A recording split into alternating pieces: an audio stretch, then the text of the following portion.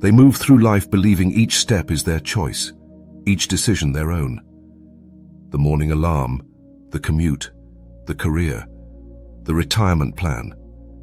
Freedom seems abundant in a world of endless options. But look closer. The walls of our modern prison aren't built of stone, but of suggestion. The most profound form of control isn't force, it's the illusion of freedom. Throughout history, the truly powerful never announced their presence.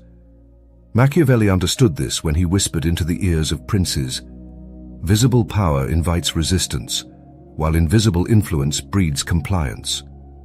Your desires, your fears, your sense of possibility, all have been carefully architected by those who benefit from your predictability. Consider how rarely true rebellion occurs. Not the branded, hashtagged performances of dissent that populate social media feeds. Not the carefully contained protests that make headlines, but change nothing. True rebellion, the kind that would threaten the foundations of power, remains conspicuously absent, and silence speaks volumes. The greatest achievement of modern control systems is their invisibility. You cannot fight what you cannot see. You cannot resist what feels like your own will. The genius lies not in suppressing your freedom, but in shaping what you do with it. Look at your phone, the apps you check compulsively, the dopamine cycle engineered with precision, the endless scroll designed by psychologists who understand addiction better than you understand yourself. Is this technology serving you, or are you serving it? Are you consuming content, or is something consuming you?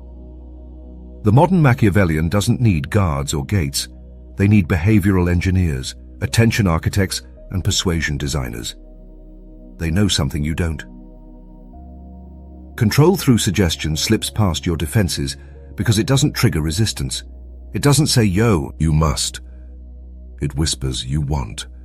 It transforms external domination into internal desire. The prison becomes a palace in your mind. This is why most people defend the very systems that constrain them. They've internalized the architecture.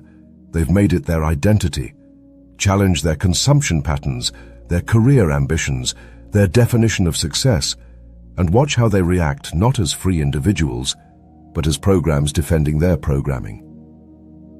Freedom isn't the ability to choose between options. It's the ability to see who designed the options.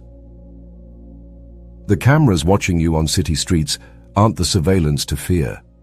The real surveillance happens when algorithms predict what you'll do before you know it yourself. When your future becomes predictable not through force, but through design. Machiavelli's heirs don't need physical control when they have psychological blueprints of entire populations. The most effective prison is the one where inmates police themselves, where they interpret the walls as protection rather than confinement, where they mistake routine for purpose and compliance for virtue.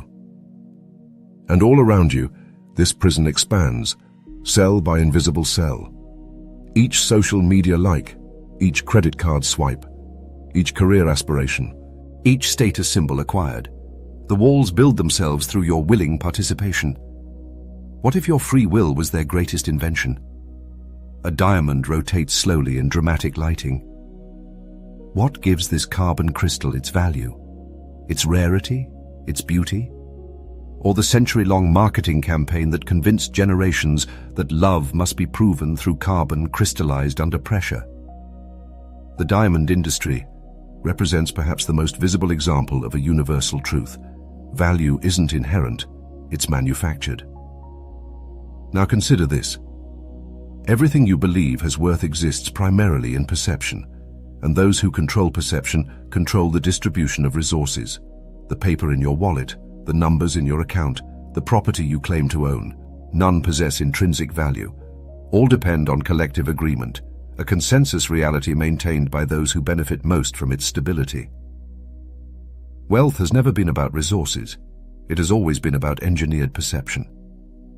The alchemists of old sought to turn lead into gold. The Machiavellians of today perform a far more impressive transmutation. They transform perception into power. They understand that money isn't value. Money is the language that describes value. and like any language, it can be manipulated by those who understand its grammar. Watch how quickly fortunes appear and disappear in stock markets. Nothing material changes when billions evaporate in market crashes. No factories crumble. No resources vanish. Only perception shifts. And in that shift, power transfers. This is the secret they guard most carefully. Value is a narrative, and narratives can be written, edited, and controlled. Every financial system is a carefully maintained illusion, not because it must be, but because illusions can be controlled by the few, while reality answers to everyone. Look at cryptocurrency, digital scarcity invented from nothing, or contemporary art markets where identical objects command radically different prices based on provenance stories, or luxury brands selling cotton shirts for hundreds because of embroidered symbols that signal membership in invisible hierarchies. These aren't anomalies. They're the most honest expressions of how all value functions. The wealthy understand something fundamental about human psychology. We value what others value. We desire what we believe others desire. The appearance of worth creates worth. The illusion of scarcity manufactures scarcity. And in that space between reality and perception, fortunes are built. During economic crashes, bread lines form while certain bank accounts swell. The same event that destroys middle-class savings creates unprecedented opportunities for those who understand that chaos is merely perception, realigning with reality. The curtain briefly parts, revealing the machinery, before being quickly drawn closed again. The true power lies not in accumulating resources, but in controlling the perception of what has value. This is why media ownership remains concentrated. This is why narrative control supersedes political control. This is why billions are spent to shape public perception of corporations, products, and political movements. The investment returns multiples because perception engineering is the highest leverage activity in existence. Let them believe their poverty is natural, their struggle inevitable. Never let them see the hands that arrange the pieces. The wealthy don't just have more money. They understand what money actually is: a consensual hallucination, a mass agreement, a story we tell ourselves.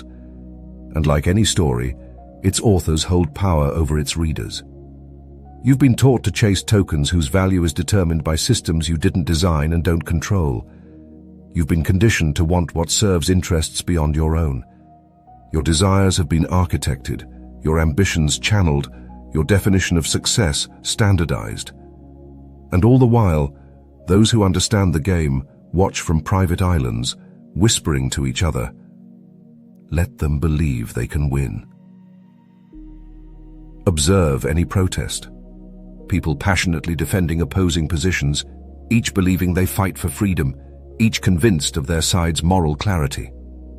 The masterpiece of Machiavellian control isn't making people obey. It's making them want to obey. The most elegant prison has no walls, only incentives. Notice how outrage always finds a target just beyond true power, how revolutions are branded, packaged, and sold back to the revolutionaries, how rebellion becomes fashion, dissent becomes entertainment, and systemic critique becomes best-selling books that change nothing. The masses never revolt against what truly constrains them, because true constraints remain invisible. Your brain rewards conformity while creating the sensation of independent thought. Your rebellion has been anticipated, your dissent pre-approved. The boundaries of acceptable debate are narrower than you imagine, yet wide enough to maintain, in the illusion of intellectual freedom. Consider how rarely fundamental systems are questioned. Democracy, capitalism, the nation-state, all are treated as natural laws rather than human inventions serving specific interests. The parameters of reform remain safely within boundaries that preserve core power structures. This is by design. Those with power understand that visible oppression creates resistance, while invisible influence generates compliance. They know that humans will defend systems they believe they chose, even as those systems harm them. The perfect prison has no locks. It has mirrors. When you look for your captor, you see only yourself, your desires, your fears. Watch how social media platforms engineer outrage while pretending to be neutral spaces, how algorithms push emotional buttons with surgical precision, how attention is harvested, packaged, and sold while users believe they're simply connecting. The genius of modern control systems is making exploitation feel like empowerment. Your righteous anger, your tribal identification, your sense of moral superiority, all serve as pressure release valves, channeling energy that might otherwise threaten existing power arrangements. You feel like a revolutionary while performing exactly as predicted. Machiavelli's heirs haven't crushed your will, they've inherited it. Look at how financial stress keeps populations compliant. The mortgage, the student loans, the credit cards. These aren't just debts, they're leashes, ensuring docile productivity from those who believe they're working toward freedom. Fear remains the most reliable control mechanism. Not fear of punishment, but fear of exclusion, fear of insignificance, fear of making the wrong choice in a world of overwhelming options. This anxiety drives consumption, fuels competition, and prevents the formation of truly threatening collective movements. The most insidious aspect of this control system is how it colonizes identity. You don't just consume products, you become the product. Your lifestyle choices, your political affiliations, your aesthetic preferences, all become who you are rather than what you do. And once control integrates with identity, resistance means self-destruction. This is why whistleblowers face such hostility from the very public they aim to inform. This is why evidence contradicting dominant narratives generates not curiosity, but anger. This is why people defend billionaires they'll never meet and systems that don't serve them. Challenging the system means challenging their sense of self, and nothing triggers deeper resistance than identity threat. The most perfect control system isn't maintained through force. It self-perpetuates through the psychological mechanisms of those within it. It turns humans into antibodies against change, into defenders of their own constraints. The bars of your cage aren't physical, they're emotional, psychological, social, and you grasp them tightly, calling them values, calling them principles, calling them common sense.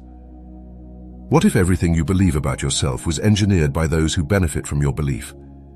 The camera moves through a modern shop eyes. Mall.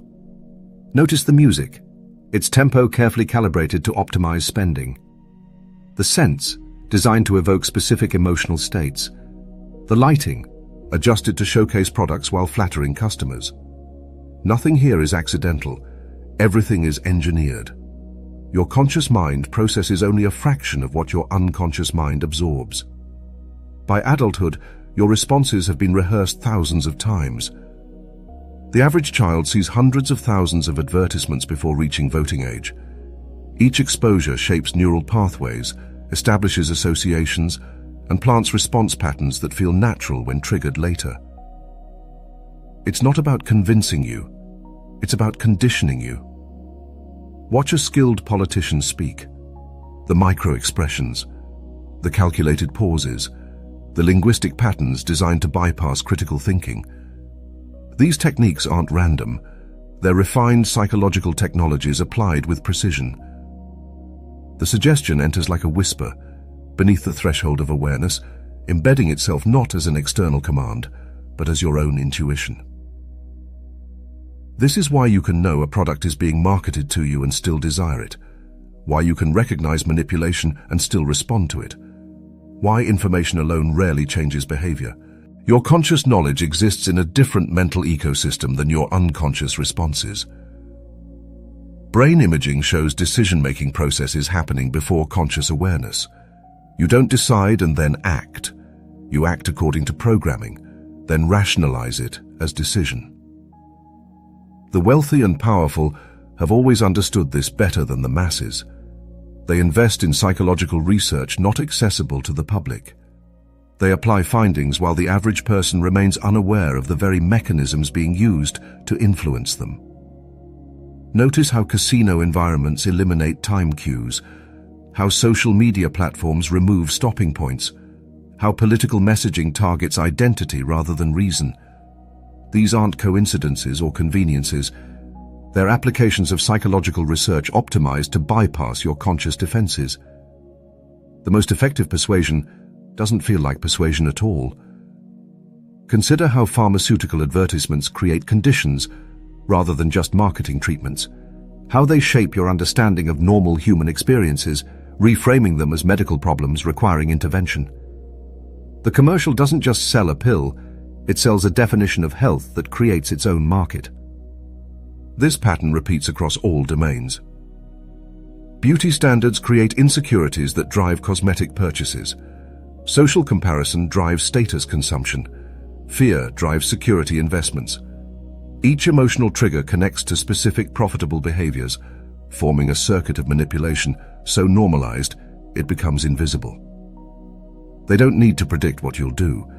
They've installed the predictability itself. Your spontaneity is their programming expressing itself through you.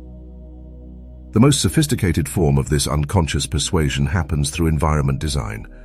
The options presented to you, the information made available, the social norms established, these ape behavior more effectively than direct commands ever could. You believe you make choices in a marketplace of ideas and options, but both the marketplace and the currency of choice have been designed with specific outcomes in mind. This is why certain questions never enter public debate, despite their importance. Why some solutions remain impractical despite their logic. Why some ideas feel uncomfortable despite their merit. Your sense of the possible has been constrained through exposure management. The true target of psychological operations isn't your opinion, it's your perception of reality itself. Once that's captured, no further persuasion is necessary. You'll move through the world in ways that serve interests beyond your own, believing each step reflects your authentic self rather than your programmed responses. And perhaps most disturbing, those engineering these systems are themselves subject to them. The programmer is also programmed. The manipulator, manipulated. No one stands outside the architecture of influence. The question isn't whether you're being influenced, but whether you'll become conscious of the mechanisms shaping your reality. A single person stands motionless in a rushing crowd, suddenly seeing the patterns of movement, the invisible currents of influence. Awakening isn't glorious, it's disturbing. The first revelation is that you've been controlled. The second, more terrible revelation is that you've participated in your control. This is the paradox of the Machiavellian awakening. The moment you recognize the architecture of manipulation, you must also recognize your role within it. You've consumed what you were told to consume, desired what you were conditioned to desire, feared what you were programmed to fear. Your complicity cannot be escaped. And in that uncomfortable truth lies the beginning of a different kind of freedom. Machiavelli's ultimate insight wasn't about princes controlling subjects, it was about human nature itself. He saw humans not as they should be, but as they are, driven by self-interest, responsive to incentives, vulnerable to manipulation, yet capable of awakening to these very dynamics. The truly powerful don't fight awareness, they absorb it, market it, sell it back, emptied of substance. Watch how mindfulness transforms from spiritual practice to productivity hack. How sustainability becomes a luxury brand identifier rather than an economic reorganization. How radical political theories become fashion statements and Instagram aesthetics. This recuperation happens because awakening without action creates a more sophisticated consumer, not a revolutionary. The Machiavellian awakening isn't escape from the system, it's seeing the system while remaining within it, recognizing your chains while understanding why you forged them link by link. This is not cynicism, it's clarity. With this awareness comes a profound responsibility.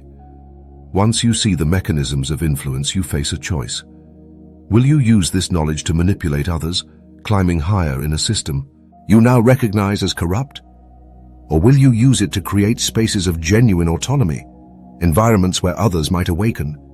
Most choose the former, while telling themselves they serve the latter. True power doesn't come from controlling others. It comes from the discipline not to be controlled. You cannot disconnect entirely from systems of manipulation. You live in them, depend on them, and are shaped by them in ways too fundamental to fully escape. But you can develop a double consciousness, participating when necessary, while maintaining internal distance. This is the practice of being in the world, but not of it. Watch how your desires arise. Notice their connection to images you've been shown, narratives you've absorbed, identities you've been sold. Observe how your fears connect to threats emphasized by those who profit from your anxiety. See how your sense of inadequacy links to standards designed to drive consumption. This awareness doesn't make the feelings disappear. It creates space between stimulus and response. And in that space, something genuine can emerge. The most profound prison is the one you build yourself, believing it to be freedom. Your liberation begins with a simple, devastating question. What if everything you believe about yourself was engineered by those who benefit from your belief? The Machiavellian awakening doesn't promise utopia or revolution. It offers something both more modest and more profound. The possibility of living consciously within systems designed to keep you unconscious. The chance to make choices with open eyes, even when those choices remain constrained. This isn't the liberation we're taught to desire. It doesn't arrive with fanfare or transform the world overnight. It's quieter, more personal, and ultimately more sustainable than revolutionary fervor that burns bright, then fades.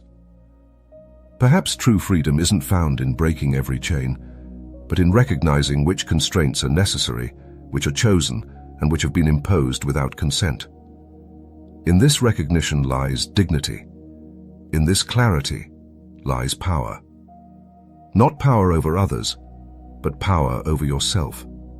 Not freedom from all influence, but freedom to choose which influences shape you. Not escape from the game, but understanding of its rules well enough to play with integrity. And perhaps, in learning how the game works, you stop being its prey. The patterns you've witnessed tonight, they don't dissolve with knowledge. They don't disappear under scrutiny. But something changes when awareness enters the equation. The invisible becomes visible. The unconscious becomes conscious. And in that shift, everything transforms. You've glimpsed behind the curtain of suggestion, seen the architecture of compliance that shapes modern existence. This awareness marks you. It changes how you move through the world, not as a participant, but as an observer. Not as a consumer, but as a witness. This channel exists in the space between seeing and being, between awareness and action, between the world as it presents itself and the world of Pegasus, as it truly functions. If what you've heard resonates in places most content never reaches, then perhaps you're ready for a different kind of journey. Not one of easy answers or comforting illusions, but of continuous awakening. Subscribe not for entertainment, but for illumination. Join us in the quiet spaces where Machiavellian truths reveal themselves to those patient enough to listen. Because in a world engineered for distraction, focused attention becomes a revolutionary act.